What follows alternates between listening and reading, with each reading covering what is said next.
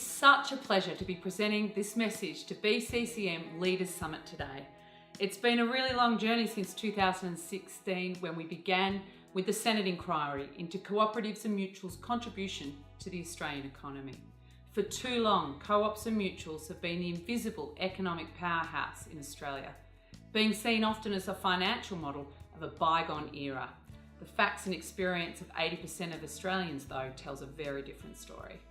From the Senate inquiry to our Nationals election commitment, which brought about the Hammond inquiry in government, to now actually having legislation in the Australian Parliament delivering on those recommendations is testament to your leadership and steadfast focus. By recognising cooperatives and mutuals in the Corporations Act, we'll be able to shine a light on what is a legitimate, commercial, modern business model. One of the ongoing frustrations and limitations for the growth of co-ops and mutuals has been the ability to raise capital and its consequent impact of demutualisation. The amendments that the Liberal National Government have introduced will help clear the way, the red tape that has prevented co-ops and mutuals from raising capital in the same way that investor-owned corporations do. Australians need to be able to trust financial institutions, and as we've seen through the Royal Commission recently, that's in short supply, and for good reason. When those institutions, though, are owned by the customers who have a direct say in how they're run and who benefits, that trust is well placed. And so I think these changes aim to level the playing field so that stakeholders in co-ops and mutual enterprises get the same fair go that shareholders in investor-owned companies do. The fair and equal participation of cooperatives and mutuals facilitates fair and healthy competition in the market, so bring it on. I know you're looking forward to competing on a level playing field with other financial institutions. Australia has 1,900 cooperatives and mutuals with 14 million members between you. You employ directly 146,000 Australians, so thank you.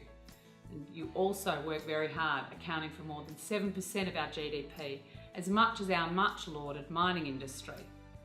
You also procure from local businesses with the sole focus of returning benefit to your members. You've helped to build our much loved towns and support our regional communities through a network of industries that will be able to bargain for a better deal for themselves.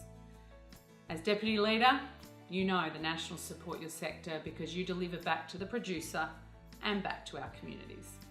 For our agricultural areas, cooperatives have given much needed market power to producers to negotiate with processors and with big retailers, to be able to band together and be empowered through that process. Importantly, you provide much needed choice in a diverse economy, and you reward hard work and enterprise of ordinary Australians. The natural synergies between regional industries, communities, the National Party values have actually driven my interest in reforming legislative landscape for cooperatives and mutuals, which also included setting up and chairing the Parliamentary Friends of Mutuals and Cooperatives. As I've talked to members of the sector, not just on the Senate committee, out and about across Australia, but also through the Parliamentary Friends group, I've heard firsthand of the vital role that you play and the urgency with which we had to address the uncertainty arising from that demutualisation provision. So it's the first step in reforms that'll see your firms unleash your true potential and contribute even more to our economy, give Australian households more choice and more cost-effective options for how they engage. It also paves the way for groups to invest with confidence in sectors with fast-growing needs such as aged care facilities, healthcare facilities, retirement communities and additional service industry. Billions of dollars of capital are required in these sectors effective immediately.